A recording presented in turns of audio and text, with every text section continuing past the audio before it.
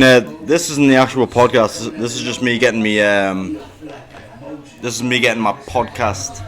I've been trying to do the podcast for hours, but this man's been sleeping and shit. So this is me getting out my system. I've had quite a lot of Ciroc as well. So what? Did I have a shit in the sink? No, I didn't have a shit in the sink. Did you have a shit in the sink? You had a shit in the sink. I didn't have a shit in the sink, but I've had some nasty shits in the fucking toilet. I tell you what, since the start of that Huel diet, fuck me, lad.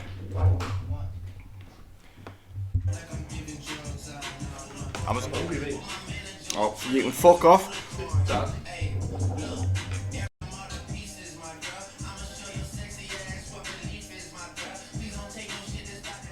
Nobody asked us that. You're talking in fucking riddles right now. Nobody asked us that. No, mate, pour another whiskey. Mate, pour another whiskey. Pour another whiskey. You like Jim Carrey and like, is it Batman Returns? Right, there's the Riddler. Pour another whiskey. Wait, who's this? So you think, is that Lil Nas X and Adesanya are related somewhere? Mate, Because they're black. something about them. It's not because they're black. If I said I thought fucking Tom Hanks and Michael Keaton were long lost cousins, would you go, is that because they're white? Do they look like each other Would though? you say that? But the Tom Hanks and Michael Keaton look like each other. Maybe they're both white. They're both white. That's exactly my point. I think not. Obviously, Yeah, obviously, I think Adesanya and Lil Nas look alike, not just because they're black. So what's the similarities between Lil Nas X and Israel They Adesanya? look alike. They both got this same like youthful, don't give a fuck personality, which I love, which is what attracts me to them both. Attract you? Like, to be a fan, like. Oh yeah. I mean, I'm a huge fan of Israel. I was never a fan of Lil Nas X until I moved in. Yeah. I know. This fucking guy, he doesn't want to come on the podcast because his mum butchered his hair the other day. Your mum butchered your hair the other day. Bro, I haven't had a haircut in a year. Oh, you're wearing a fucking hat. Well, why don't you put a hat on and come on the podcast? Stop being a bitch! That's good. That is funny, man. Like, someday the fans will be writing in, like, please release that fucking first podcast. Ask me a question. Any question. What's your favourite colour? What? Actually, yeah, I've got a story from that. What's my favourite colour? Yellow. When I was a youth, no, it's a shit story. It's a shit story. Tell this story, alright, I'm intrigued now. You're intrigued? When I was young, I forgot what it was. I dyed my hair blonde, and then because I was going around the fashion and like what was That it? like a year and a half ago. 2000? No, that was definitely 4 years ago when I bleached me full hair blonde. But what? Try to rinse. Well, you need to come here to rinses, don't you? Missed that fucking sat on the couch over there, don't you? Couch? Is this a fucking chair? The fucking chair. Well, look at the camera, yeah, what an idiot. Podcast as well, you don't like fucking The drunk pilot! with like certain mates. Or You need to be here right now, like, I don't know why you're saying this and you're not here. Pull up a seat. Pull up a fucking seat. I don't know why you're not involved right now. Turn that music off or something, or turn it down at least. It's fucking waste of talent. There's nothing sadder in this world than waste of I talent. get why you're saying that, because everything that comes out my mouth is fucking gold. Yeah, it is liquid gold. And sit down so I get the camera right. What I was gonna... That's my Ciroc, yeah. Don't worry. What I was gonna say is, what I've noticed recently is you can tell out of my mates, if we say I've got 5 mates, right? Yeah. Who I see all the time. If 3 of those 5 mates listen to podcasts all the time like we do, because in conversation, I notice that they're trying to like, if they've got like some story they want to tell us about something that's happened to them that week, they'll like present it in a way that like, you notice it's the same way that like Joe Rogan does, Brendan Schaub does, or Joey Diaz especially. I think that's called cocaine. They'll present their stories in that way. I think it's called cocaine, bro. You know, I've always had this theory about cocaine where it's like it's the most selfish drug in the world because you're all sat there with like 5 of your best friends who you love more in the world, and everyone's just It's like there's a fire in the middle of the living room. Oh, You're all yeah. sat in different cities and you're just like all bent over, looking forward, just waiting for your turn. Aye, time to talk. no one's listening to anyone. So like, my dad, Aye. back in 1993, it's like, what the you can fuck? see as you get to the end of your sentence, right? The other guys are sat there like that, like waiting because they want to be the first one to jump in next and like have their turn to talk. Like if you're hunter predator. Like if you're Exactly. hunter predator, Exactly. slavering out their mouth. Waiting for the gazelle to like leave the fucking cage. It's a fucking terrible drug. Fucking Like. tremendous, man. Terrible drug. Man. It's a terrible drug, but at the same time, it's great. But Where you going? It was- Shocking. What I was saying about how people who listen to podcasts now try and converse as if they're constantly on a podcast. It's the same. I've noticed that like instead of just sitting having casual crack, they'll like really big up and like present their joke and then wait for you to laugh. You think so? Yeah, man, I've noticed this a lot I think it's recently. only you as well. It's Nah, like, you know. I've noticed this a lot recently. With a good. There's nobody at the door, man. Did you hear someone there? Well, forget about them within And the get the podcast. fucking hammer out your bedroom, will you? Them was confused when I was telling about that before. I was like, I don't know. He's like, what do you mean? I was like, well, if anyone intrudes, I've got a hammer in my bedroom. I'll just get the hammer out and just fucking splash and dash. You know I've what got I a mean? knife under my bed, like. Mate, you've got about 12 knives in the kitchen. You don't need any more knives. You've got a knife under your bed. Never too many knives.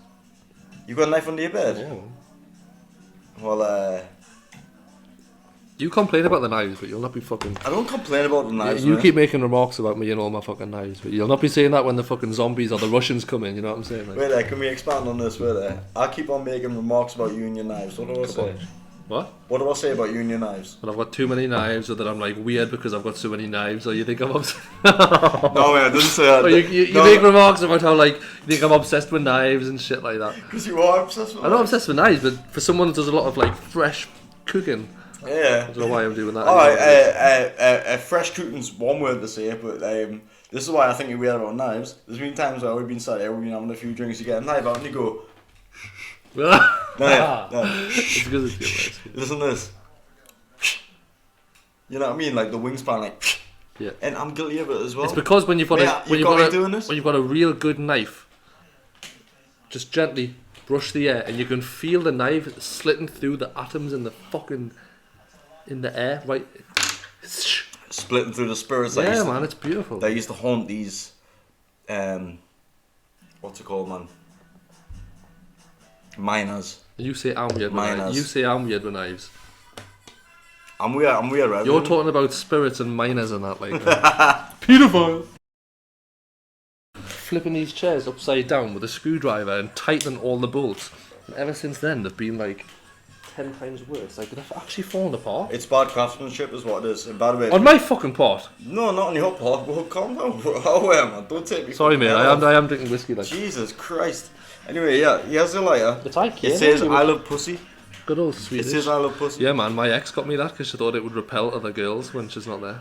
Well, It's a little bit if genius. just thinks a little bit genius, it's not. No, it's If I was a it's girl and cool. I seen that, I go, you love pussy, you must know what you're doing with pussy. If only girls I can thought take it that from way. his heart. You Only killing girls- us here? I was going for it. Right. Also, I'm saying this just due to the fact we're recording as well. We need to talk about because you got proper 12 there. We need to talk about the McGregor Poirier thing. I don't know if you want to go first or I'll go first. Like, well, what's your thoughts on the fight? Do you want to go first or should I? I'll go. You can go first. I'll go Just put first. this out, I'll go I'm sorry. first. Alright, I'll go first. So I think McGregor, I kind of like. I don't want to be too much of a dick rider right now, but I think he deserves the trilogy because listen, man, he knocked Poirier out in spectacular fashion like 6 years ago, and Poirier beat him this time. This man, it was the calf kicks. I don't know. Those calf kicks fucked him up. That's why McGregor on Instagram keeps posting about like his sponsors like fixing his leg up and he's not hurting out. Like everything he says, very respectful, all that. Listen, man, when people are talking about his stances and his stances are changing and all this shit, that's bullshit. Poirier was This just, is where we differ in opinion. no, Like. Poirier was just the man with the better game plan on the night, and he came through and he beat McGregor, and I knew because ring rust is a real thing, and if you don't think ring rust is a real thing, you're a fucking retard. I'm sorry.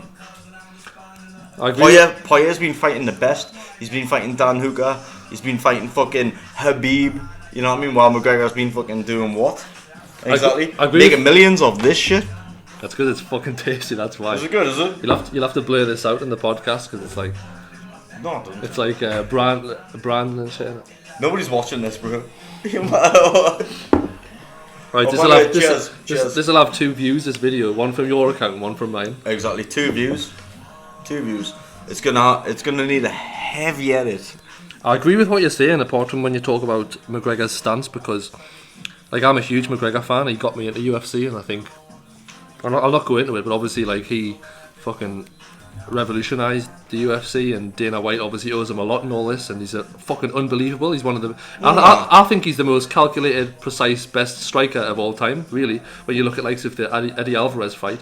But I feel like he's good, yeah. I feel like compared to his compared to his older self, he didn't always stick to one stance. He was looking free and comfortable and confident.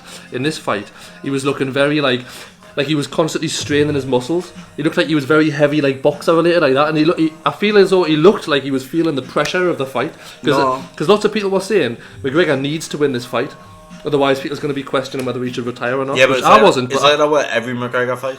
But as much apparently John Kavanagh said Poirier beat the best version of McGregor.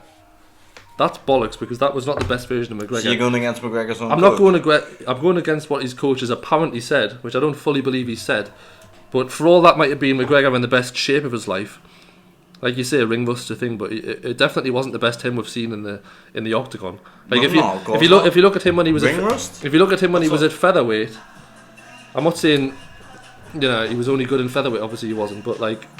He's like looking so comfortable and confident. He's throwing question mark kicks and he's smiling, talking trash. In this fight, he was like stuck in the boxing stance like that. He was like, he looked like he was constantly straining. Like from the first 5 seconds of the fight, I was thinking to myself, he's going to get tired. You might have been eating heel. Might need like you. Shit. Busy farting his way through the fight. Like. No, I get what you're saying, like, but I just think it was a different approach. Like he's got those 2 trainers from Crumlin Boxing Club now. And maybe it was a new tactic, maybe he tried something out. And listen, but the first round was up for grabs between Poirier and McGregor. I just think he got caught. I think he doesn't have the hunger anymore. So upsetting when he went. No, I just don't think he's got the hunger anymore to fight through the pain of those calf kicks. I don't think it's I don't think it's about the hunger, because he's never faced those calf kicks before. Yeah, exactly. But the calf kicks will fuck you up. I've seen an interview with Dustin Poirier on Hot Ones, which I was watching the other day, and other ones where they're saying like, how bad do those calf kicks hurt? And he's like, oof, like it's different than anything else. Yeah.